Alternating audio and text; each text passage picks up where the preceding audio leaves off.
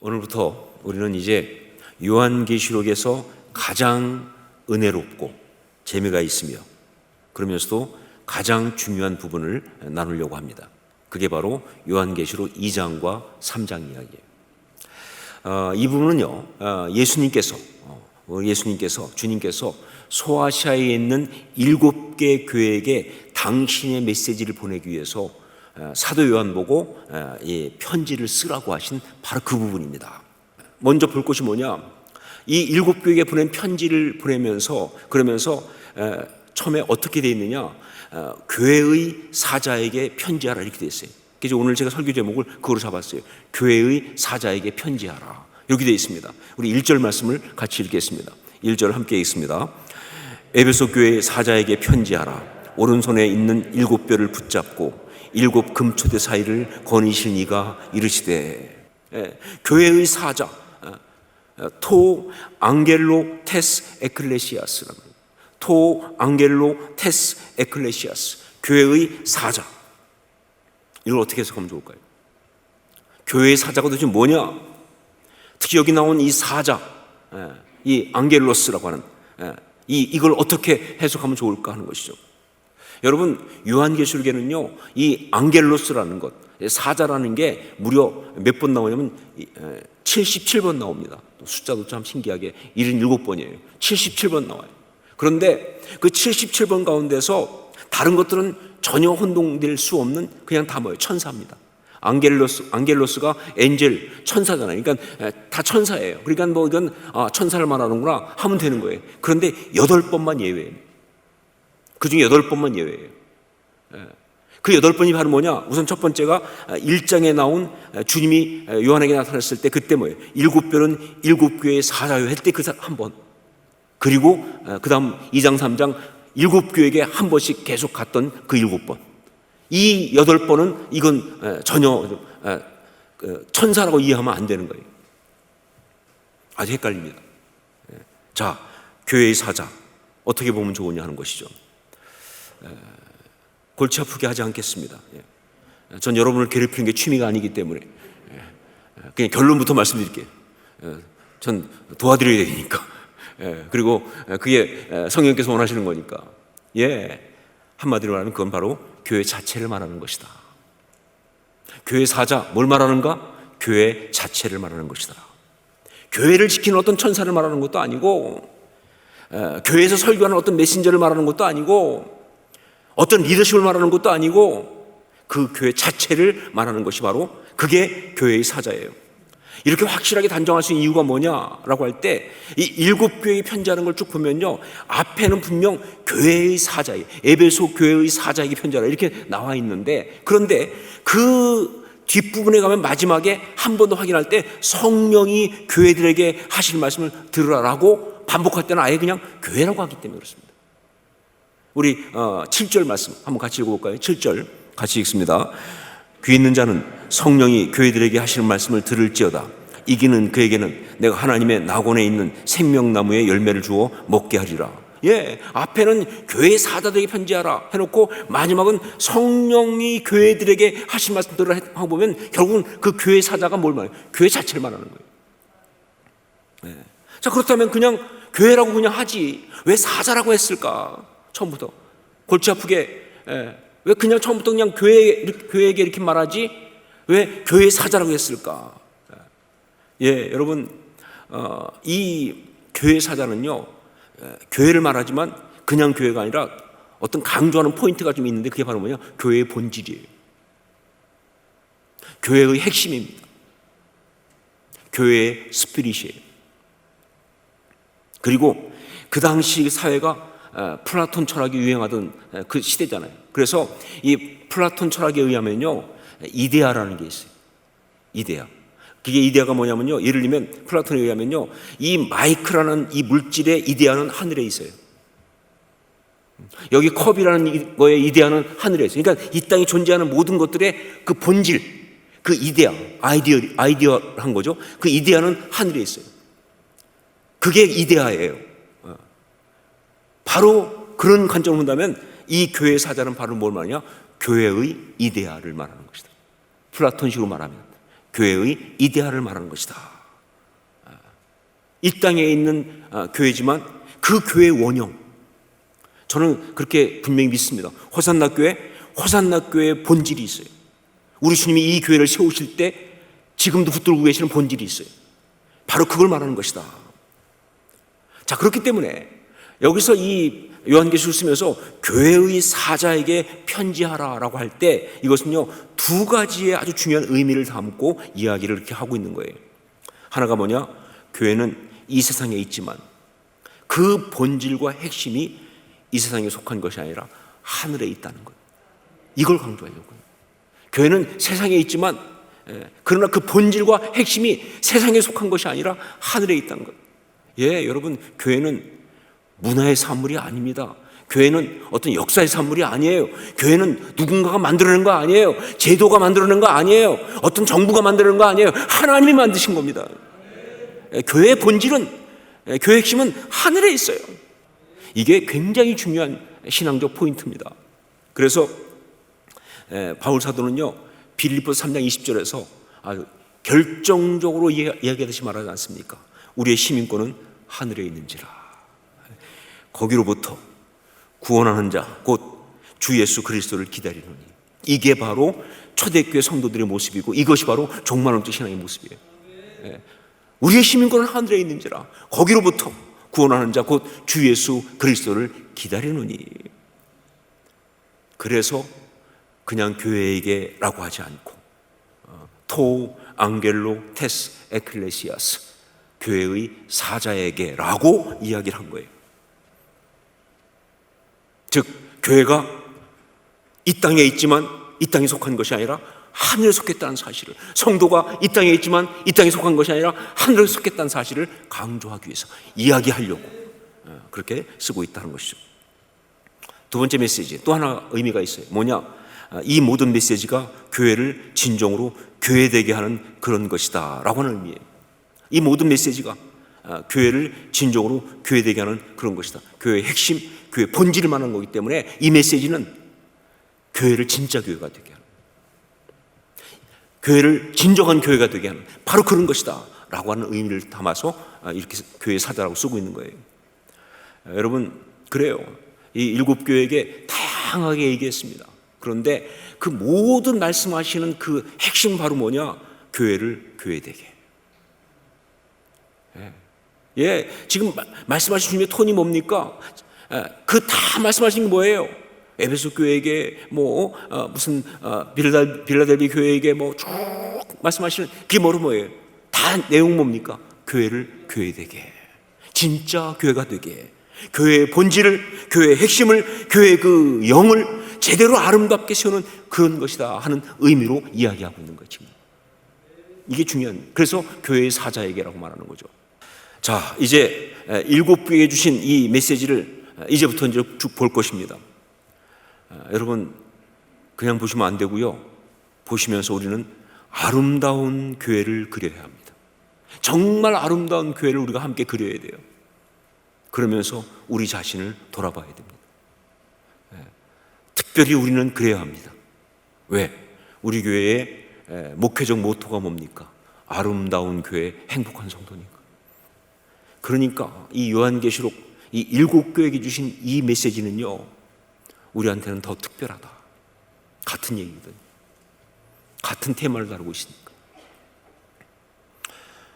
이제부터 나오는 것이 에베소 교회, 그다음에 소모나 교회, 버가모 교회, 두아디라 교회, 사대 교회, 빌라델비아 교회, 그리고 라오디게아 교회까지 일곱 교회. 근데 여러분은 요즘 유행하는 말대로요, 요즘 유행하는 게 뭐예요? 뭐라고 쓰고 뭐라고 읽는다 아니에요, 그렇죠? 그런 것처럼 여러분 에베소 교회라고 읽으면서 사실은 호산나 교회를 생각하셔야 합니다. 서머나 교회라고 읽으면서 사실은 뭐예요? 호산나 교회를 생각하셔야 합니다. 두아디라 교회, 버가모 교회, 사대 교회 그렇게 읽으면서 사실은 뭐예요? 우리 교회를 생각하셔야 돼요. 자, 그런데 이제부터 이 일곱 교회에게 주신 말씀을 가지고 이제 쭉 볼 텐데, 여기에 5가지가 중요합니다. 그러니까 각 7교회마다 공통적으로 5가지 포인트들이 있어요. 그리고 이 5가지 포인트들이 바로 뭐냐면 우리에게 주신 이 중요한 메시지의 5가지 어떤 분류예요. 캐테고리입니다. 그러니까 5가지의 포인트들이 다 반복되고 있는데 그게 바로 계속 우리한테 주시는 정말 중요한 메시지의 어떤 그런 포인트들이에요. 첫 번째가 뭐냐? 그 교회에 말씀하시는 예수 그리스도에 대한 묘사와 모습입니다. 읽어보시면 알겠지만 각 교회마다 예수님이 각각 다른 모습으로 소개가 됩니다. 똑같은 분이 아니에요. 어떤 때는 이런 모습으로, 어떤 저런 모습으로, 어떤 때는 이런 옷을 입고, 어떤 또 저런 옷을 입고, 각 교회마다 다 다른데 이거는요 그냥 뭐 예수님이 지루하지 않으시려고 다양하게 묘사하려고 한 게 아니에요. 그 예수님의 모습이 아주 강력한 메시지, 그 교회를 향한 너무 중요한 메시지예요. 어떤 모습으로 예수 그리스도께서 나타나셨는가, 어떤 모습으로 그들에게 보이시는가, 어떤 분이라고 소개하고 있는가 하는 것이 말이죠 굉장히 중요합니다. 그래서 이게 에베소 교회 다르고 그 다음에 뭐 서문학교 다르고 다 달라요. 그게 메시지예요.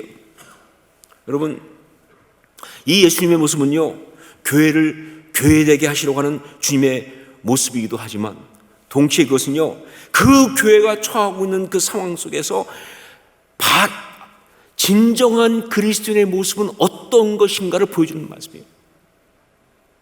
그러니까 각각 처한 상황이 다르니까 그 각각 다른 상황 속에서 그리스도의 사람인 성도는 어때야 하는가를 말해주는 아주 굉장히 중요한 메시지예요. 성도는, 교회는 이 땅 가운데 나타난 예수 그리스도여야 하기 때문에 그렇습니다. 그래서 각 교회마다 나타난 예수님이 달라요. 그 상황 속에서 그들이 보여줘야 되는 그 모습을 이야기하시기 때문에 얼마나 중요한 메시지입니까? 어떤 때는 무섭게 참으시는 모습으로, 어떤 때는 불꽃 같은 눈초리로 불의를 박살내시는 모습으로, 싸울 땐 싸워야죠, 참을 땐 참아야죠, 품을 땐 품어야죠. 그게 예수 그리스도니까, 그게 우리의 모습이거든요. 그렇게 달라요. 두 번째는 또 하나, 7교회에게 공통적으로 나오는 것이, 첫 번째가 예수님의 모습이라고 하는 부분에서 다 다르게 나타나지만 그 면에서 공통점이 있다고 한다면, 두 번째 중요한 포인트는 칭찬의 말씀이에요. 칭찬의 말씀.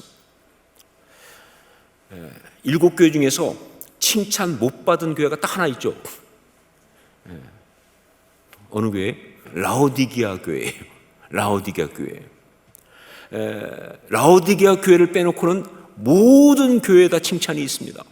그런데 이 칭찬은요 그냥 칭찬이 아니라 굉장히 중요한 교회를 향한 메시지죠.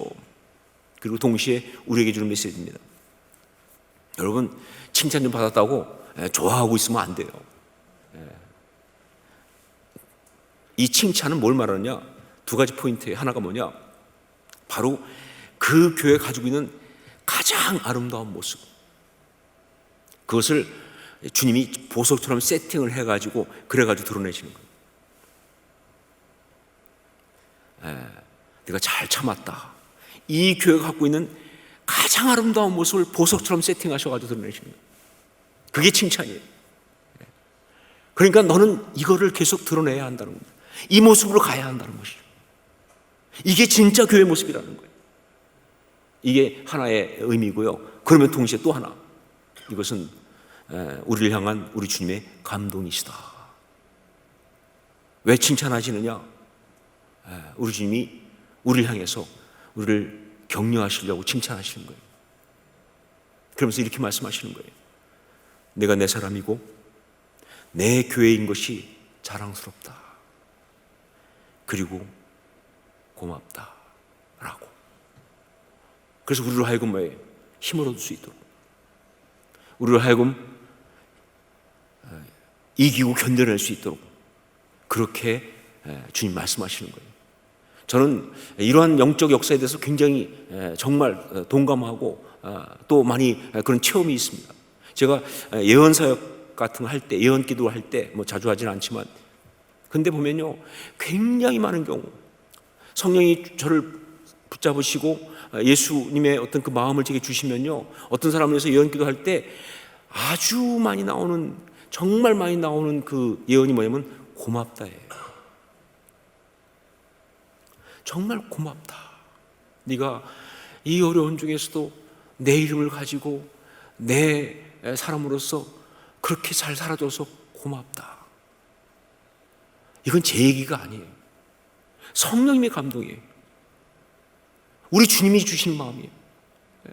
네가 정말 고맙다. 난 네가 자랑스럽다. 예, 바로 그게 예언이죠. 그게 칭찬이죠. 그것이 바로 너무 중요한 메시지, 우리가 계속 붙들고 나가야 될, 전 여러분이 우리 주님으로부터 그러한 칭찬을 날마다 필요한 순간마다 온전히 제대로 받은 그런 성도 될 수 있기를 주의 이름으로 축원합니다. 자, 그 다음에 세 번째가 뭐냐?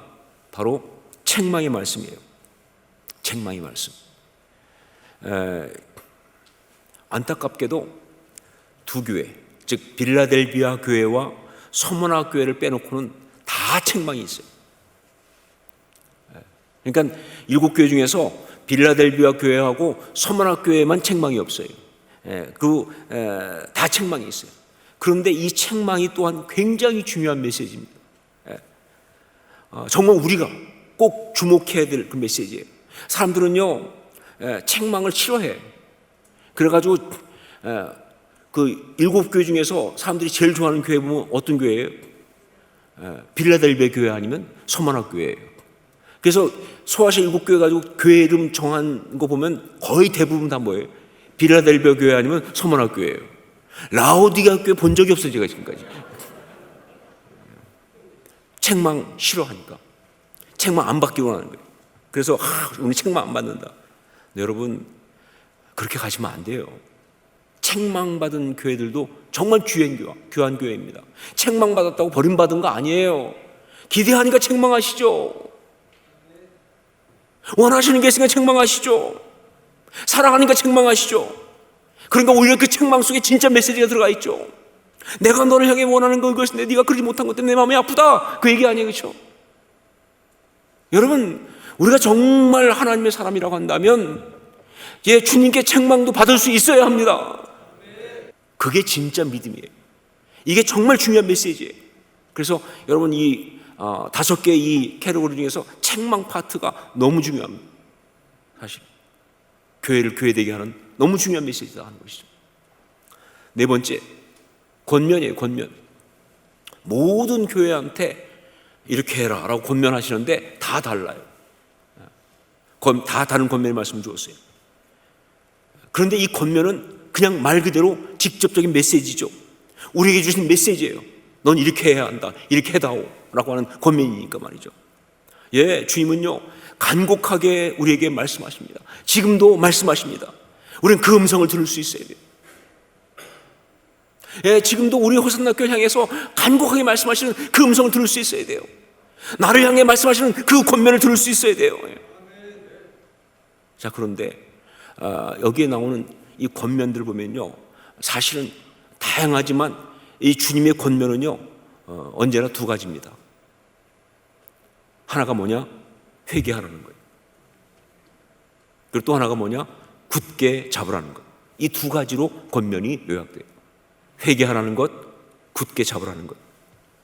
여러분, 이 두 가지가 종말론적 상황에서 성도가 해야 할 가장 중요한 두 가지입니다. 자, 종말론적 신앙으로 이 상황 속에서 우리가 살아갈 때 어떻게 신앙생활 할까요? 첫째로, 회개할 거 있으면 빨리 회개하세요. 회개의 영성이 있어야 합니다. 안 그러면요, 악한 것이 나를 완전히 그야말로 그냥 박살낼 때까지 그냥 갈 수밖에 없어요. 그거 안 되는 거예요. 종말론적 신앙이 정말 중요한 건 회개할 때 빨리 회개한다는 겁니다. 잘못한 것은 빨리 회개하세요. 회개의 영이 정말 민감하게 살아있어야 돼요. 그래서 정말 어떤 사람을 보면요, 어떤 그런 경우 있어요. 우리가 볼 땐 별거 아닌데 막 불편해 마음이. 내가 누군가에게 이렇게 말한 게 자꾸 불편해. 뭐 이것은 어떤 그런 무슨 뭐 강박증 가지라는 거 아니에요. 영적으로 말하는 겁니다. 회개. 주님, 제가 그런 얘기를 했네요. 주님, 제가 이런 식의 생각을 했습니다. 주님, 내 안에 이렇게 악한 마음이 있었습니다.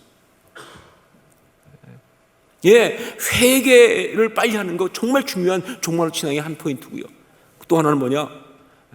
어떤 상황에서도 흔들리지 않게 잡고 견디는 거예요. 십자가 신앙은 그거죠. 붙잡고 견디는 거죠. 그래서 두 개의 권면의 아주 기본 어떤 그런 틀은 두 가지예요. 회개하라는 것과 굳게 잡으라는 것. 자, 다섯 번째. 보통 교회에서는 다섯 번째까지 간 적이 없었는데 요한계시록이니까 어쩔 수가 없습니다. 다섯 번째, 상급. 상급. 예, 이기는 자에게 주시는 상급 역시 각 교회마다 다 다릅니다. 똑같은 상이 아니에요. 똑같이 상장, 뭐 우리 사람은 품행이 방정 맞고 뭐 학업 성적이 우습고 뭐 집에서는 부모를 잘 공격함으로 이런 거 아니에요. 다 달라요. 다 달라요. 왜냐하면 그게 메시지거든요. 상급이 메시지. 여러분, 근데 중요한 포인트, 이 상급은 무조건 주는 게 아니라 이기는 자에게 준다는 사실이에요. 이기는 자에게. 이게 종말론적인 신앙의 특징이에요. 왜? 종말론적 신앙은요, 치열한 영적 싸움이기 때문에. 그래서 그 싸움에서만 이겨야, 그 싸움에서 이겨야 교회가 교회되고 성도가 성도되는 거거든요. 그래서 이 상급은요, 이기는 자에게만 주는 거예요. 여러분, 그런데 그렇기 때문에 이 상급은 또 하나의 메시지예요. 단지 그냥 이겼으니까 그냥 너 이제 이거 받아. 그리고 그냥 뭐 네가 받은 거 가지고 뭐 네가 좋은 거 뭐 누려봐. 이게 아니라 바로 뭐예요? 그 이김을 통해서 진짜 교회가 되는 거예요. 그 상급은 진짜 교회가 되는 거예요. 그 상급은 진짜 성도가 되는 거예요. 참된 성도가 되는 거예요. 그게 상급이에요. 그 상급은 결국 뭐냐면 우리가 이 땅에서 궁극적으로 지향하는 포인트입니다. 바라보는 곳이에요. 우리 교회가 되어야 될 모습인 거예요. 그게 상급이에요. 상급들을 잘 볼 필요가 있어요. 예, 저는 신앙생활하면서 영적 상급을 사모합니다. 예, 전 상 받고 싶어요. 우리 주님한테 상급을 받기 원합니다. 그래야 돼요. 왜냐하면요, 그게 제 신앙의 목표니까 말이죠. 상장 따먹자는 얘기가 아니죠, 그렇죠? 예. 무슨 뭐 경쟁에서 이기고 싶어? 아니요, 그게 아니라 그게 진짜 내가 원하는, 정말 우리 주님께서 정말 받고 싶은 바로 그 모습이기 때문에 전 상급을 사모합니다. 여러분 모두가 다 신앙생활하고 우리 주님 앞에서 이런 상급 받는 성도들이 될 수 있기를 주님으로 축원합니다. 자, 이렇게 다섯 가지로 이제 메시지가 나갈 겁니다. 각 교회들을 보면서 이렇게 볼 거예요. 여러분, 다시 말하지만 이 다섯 가지 이 방식의 메시지는요, 다 아름다운 교회, 아름다운 성도, 정말 참된 교회, 참된 성도가 되기 위해서 꼭 필요한 거예요. 특별히 종말론적 상황 속의 신앙생활은 성도들한테 그 종말론적 신앙으로서 아름답게 하기 위해서 꼭 필요한 거예요. 정말 이 땅 가운데 우리 주님이 그렇게 원하시는 진짜 아름다운 교회를 세우기 위해서 꼭 필요한 거예요. 말씀을 들으면서 그런 아름다운 교회를 이루고 아름다운 성도가 되어가는 귀한 역사를 체험할 수 있기를, 그리고 그런 그림을 계속 함께 그려가면서 나갈 수 있기를 주님을 축원합니다.